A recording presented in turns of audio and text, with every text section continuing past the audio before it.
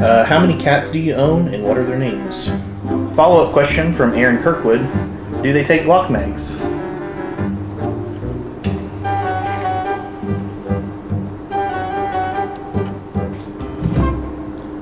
No, they do not. Hi, this is Misha again.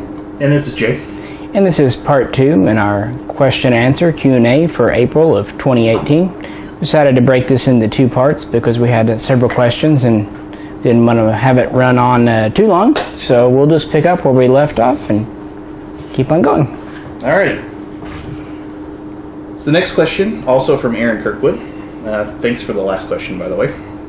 G'day, Misha. I have a question about a Mosin-Nagant that I acquired a couple years ago from a dealer here in Australia.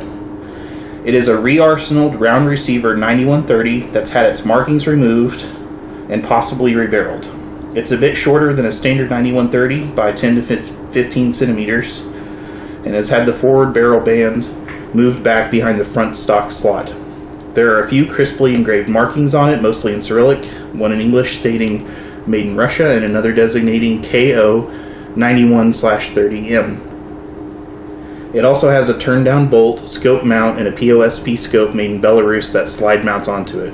Do you know anything about these beasties? I'm quite curious. And then he goes on and compliments the channel. So thank you very much, Aaron. Yeah.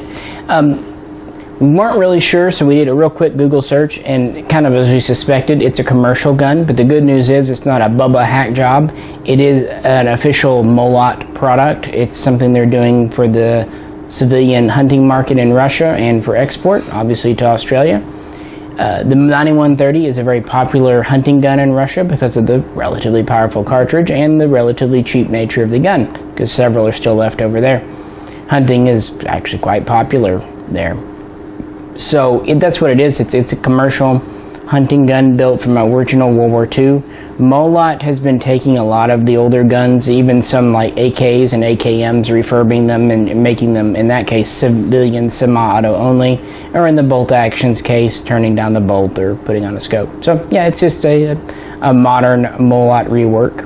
So if you're going to have a rework, having one done by Molot's probably not the worst thing in the world. No, at least you know it was done correctly. You know, the barrel was... Probably the original barrel might have had like the end of the barrel might have had worn rifling, so they just cut it back where the rifling was good again. Yep. Darin K asks, I just purchased my first 5.56 AK. I'd been interested in only comblock calibers until now. I found a Saiga 223 for a very good price that I quickly converted. General thoughts on the Saiga 223?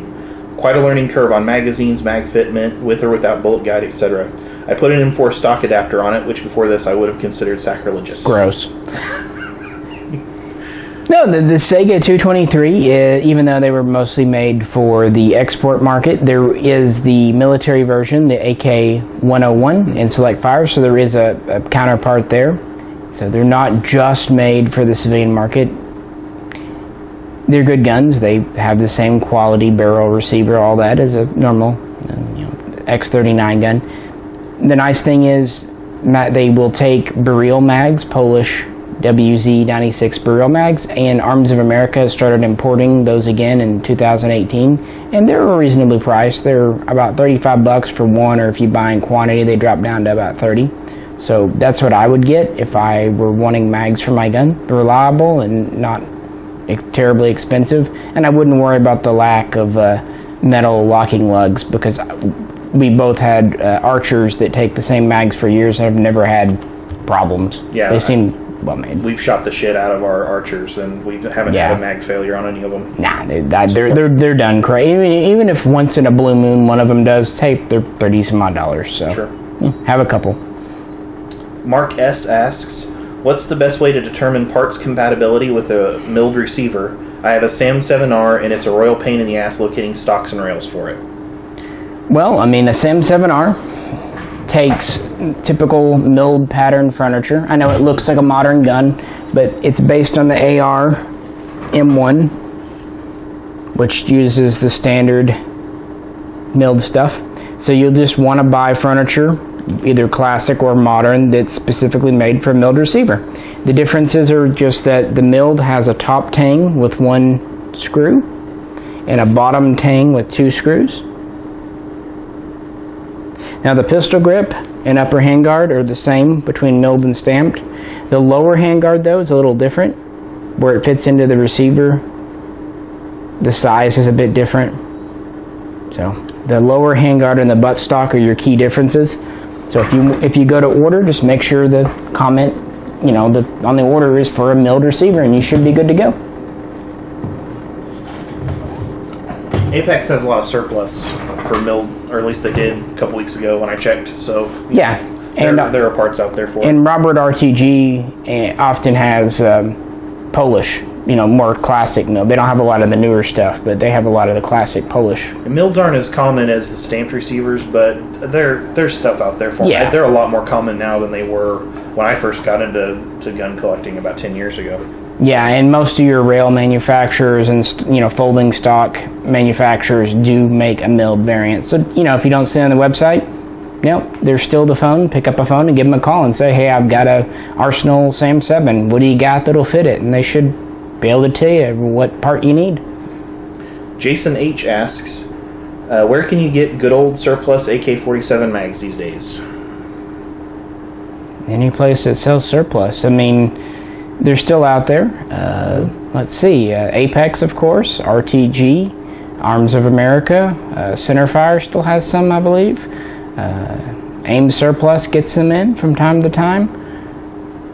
Ooh, I mean, yeah, they're lots of places. Yeah, Atlantic Firearms. Atlantic, that's a good place. Yeah. There's get on mailing lists. It's just super easy. It's hard not to get on a mailing list, but get on mailing lists because I see them pop up all the time from random places. Pretty much all the above classic firearms that'll have a batch of whatever country, Eastern European or Asian country manufacturer surplus mags. There are.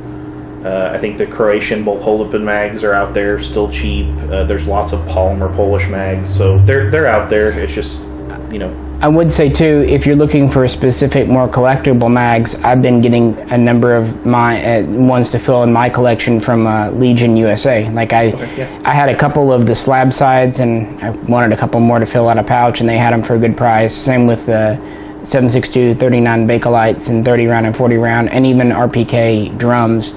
So if you're looking for Russian collectible mags, I've found they have pretty darn good prices, and the quality's been quite high. Mm-hmm. Yep, AIM Surplus, seeing a lot of stuff. They've had Bakelites too. Yep, for not too expensive. I've seen a lot of Polish steel mags. Copes sometimes has them. Yeah, is another place I picked up some before. So they're out there. Like I said, just get on mailing lists, and which again, not hard to do, and you can find some deals out there.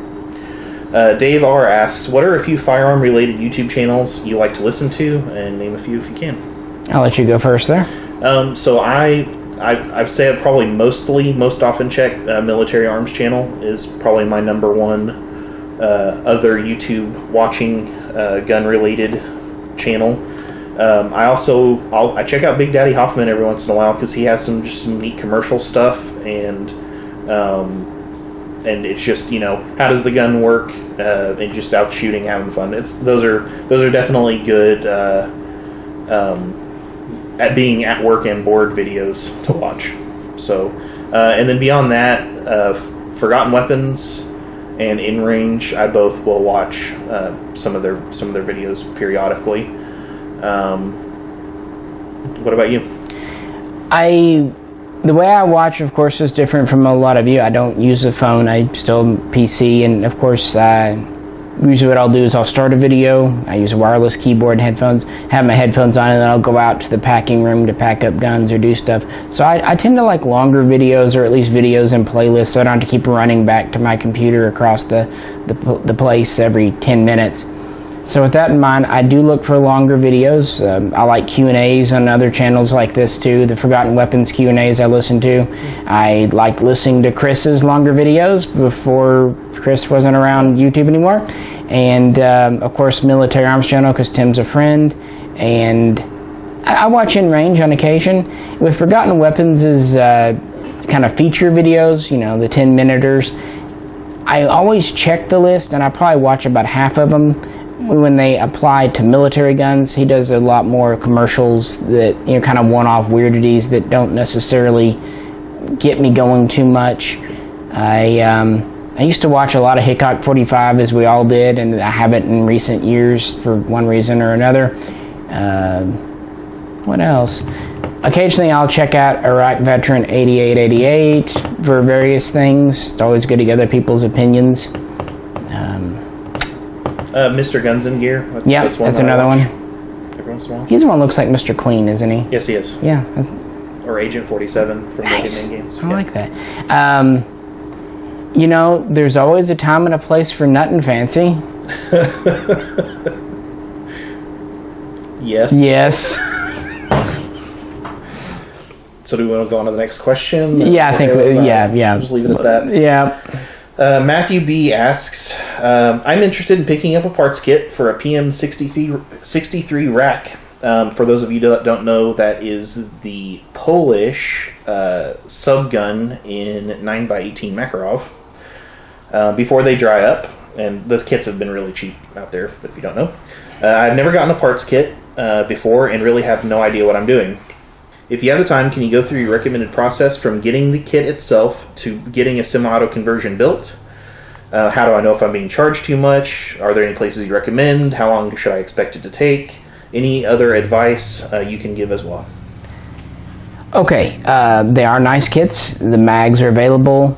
And what's nice, the kits don't come with a barrel, so you have to get a barrel. They're out there, but you have to snap them up when you find them. Mm-hmm. Luckily, we got ours a long time ago. Is Walther still making 9x18 barrels? Are those still out there? I don't think so. I think RTG took that listing down. Yeah, A few years ago, RTG had a very brief listing for imported hammer forged barrels, which seem to be German Walther made, but they're gone. I'm glad we got ours. Yeah. There are US versions, and you can do other things. Some people do them in 380, but I would stick to 9x18 Makarov. Yep. One nice thing about those kits, they come with the frame. Now, it has been cut per ATF specs, but you can weld it back together, so you don't have to worry about really sourcing a new receiver, as it were. And since it's just a blowback gun, I mean, you want to weld it properly, but it doesn't have to be, made for like 308. And the slides are 100% intact, so really the only thing you have to worry about sourcing is the barrel. And since it's a pistol, don't even mention 922R, it's completely irrelevant here. Getting it made. I've done a lot of subgun conversions. It takes time and money. I would say on the fast end, about the fastest I've had a custom job done like that would be 3 months up to a year. It just depends, and of course how well they run. You put them together, they work, they don't work, you go from there. It's kind of a trial and error process. How much they cost, boy, that's difficult. Depending on how much welding goes into it, at least something like that. I'm going to say 700. I'm going to say 700 to 800 for the complete build, including any parts that need to be manufactured, any refinishing done, which isn't bad, I suppose. I mean, the kits are so cheap that you can still get into it for under $1,000, and so it's not, let's say 700. Let's say the whole thing cost you $900. Well, the VZ61s are $650 now, so you're paying a little more, but it's a kind of a cool, rare gun. So if you want something unique, you're gonna pay a little more for it. Yep. And by the way, I think I have a spare kit. So if you would like it, I can let you know what I paid for it years ago, and just give me an email and you can have it. I picked up 4, and we ended up getting 3 barrels. So I don't have a spare barrel, unfortunately, but I do have a spare kit. There you go. CavScout says, any way to convince or even coerce Japan to export us semi-auto Type 89 rifles? Will you take up the cause? Absolutely no. There's no way. They are extremely... For one thing, they've never even done a semi-auto Type 64 or Type 89. There's an Amazon series, Man in the High Castle, based on the Philip K. Dick book. And even in it, they had to use airsoft guns because they couldn't get blank firing originals. So if Hollywood can't get them to do it, they're not going to. They just won't do it, unfortunately. Yeah, it's a shame. Yeah, it is. As in my Japanese collection, I'd love to get one of each. Yeah. There's also a newer, like, Nambu a brand name Nambu revolver I'd love to have. Huh. Yeah. Well, that's It's kind of weird. interesting. Kevin R. asks, I really enjoyed your... That's not really a question. I keep saying asks, but that's more of a statement at the beginning. Well, I think it's, yeah. Kevin R. says, typed, I really enjoyed your videos on the Hungarian series of rifles and had a question concerning manufacturing dates. Is there any way to figure out the year that Hungarian rifles were produced? I am a budding AK builder/collector and just received my first Hungarian AK kit, an AMD65. Anything by serial code or barrel markings, original barrel only, of course. Thank you. Not specifically that I'm aware of. There's no way to date them to month and year like on some guns, like say German.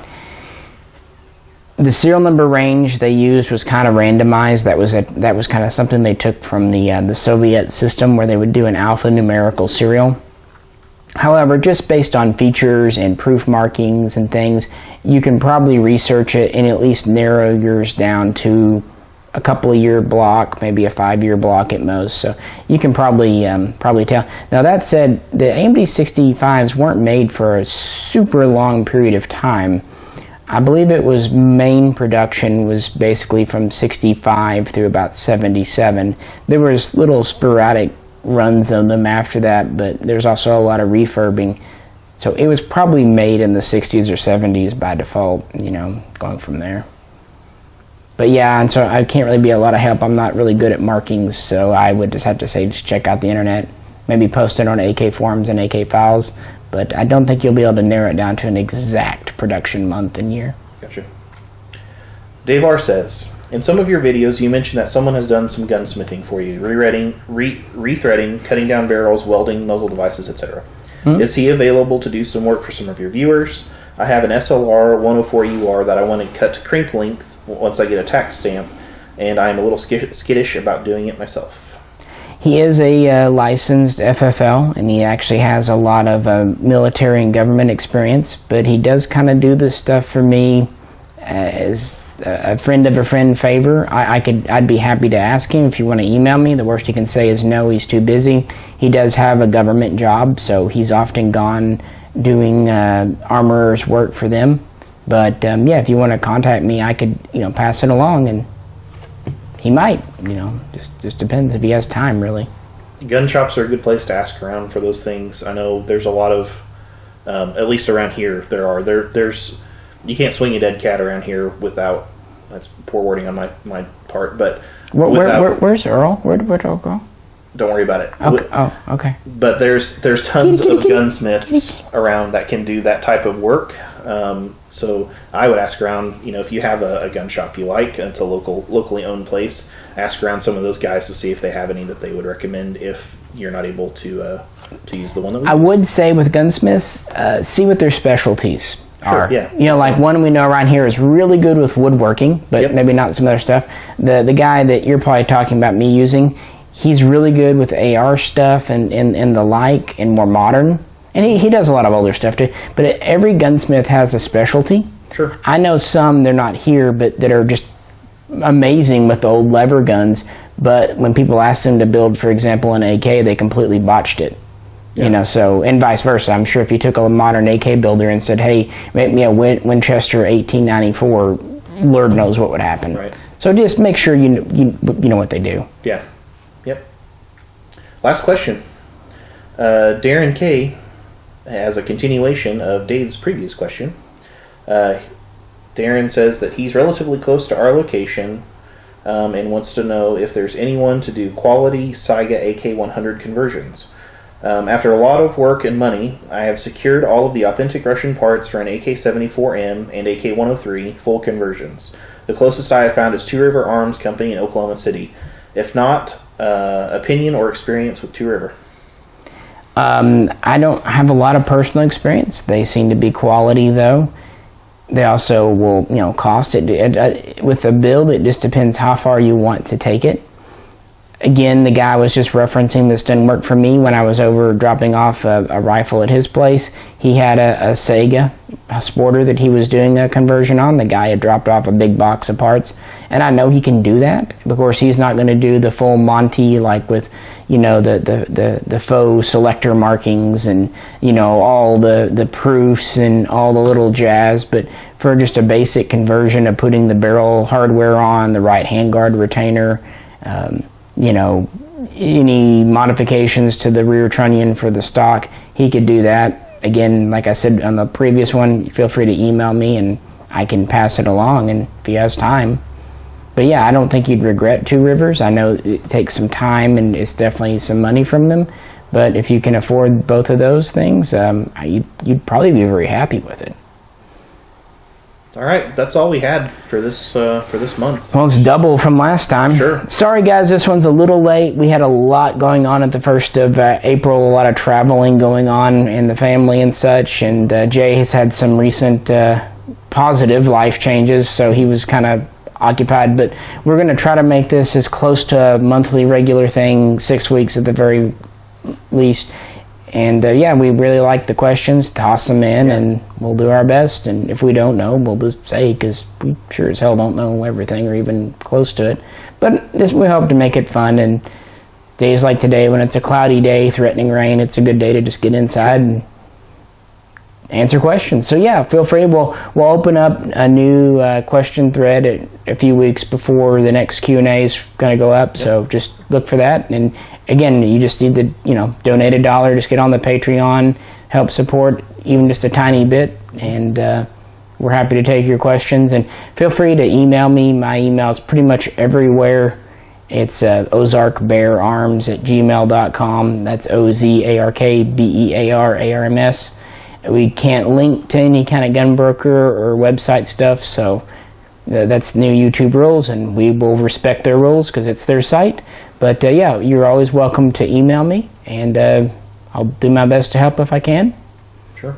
And hopefully next time we'll have a sunny weekend and we can get back out to the range. We got quite a few new things planned. And we have some cool videos that are coming up this week, even on some stuff that we haven't, that are usually kind of outside of our purview, like this Shockwave shotgun here.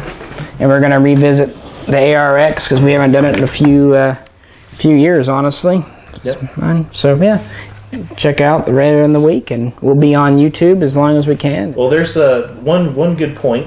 One frequently asked question we get, I'd say probably once every other day or so, is when are you going to be on Full 30? And we have submitted our channel reservation for Mishaco on Full 30. There is kind of an open call. I think they're just trying to get some server availability or figure out some capacity issues there before they open that up a little bit more. But we've already talked to Military Arms Channel about it, and it's something that we definitely, if this YouTube thing goes foobar and we're able to get on Full 30, which I'm sure we will be able to, that'll be the first place to go. We already have some videos that we've made that we can't post on YouTube because of the new rules that I'm really looking forward to getting out there. So we'll make an official announcement as soon as... Yeah, whenever. We haven't really been pushing too hard for it because, again, life's been pretty busy. But when things slow down a bit, we should be able to do that. And we can always post on Patreon, too, if we need to. So, so we'll do our best to keep bringing you videos on history and reviews the best we can. And we really appreciate all the support. And, yeah, very much. Yeah. All right, well, thanks for watching. Yeah. This is Misha. This is Jay. And we'll catch you next time. See ya.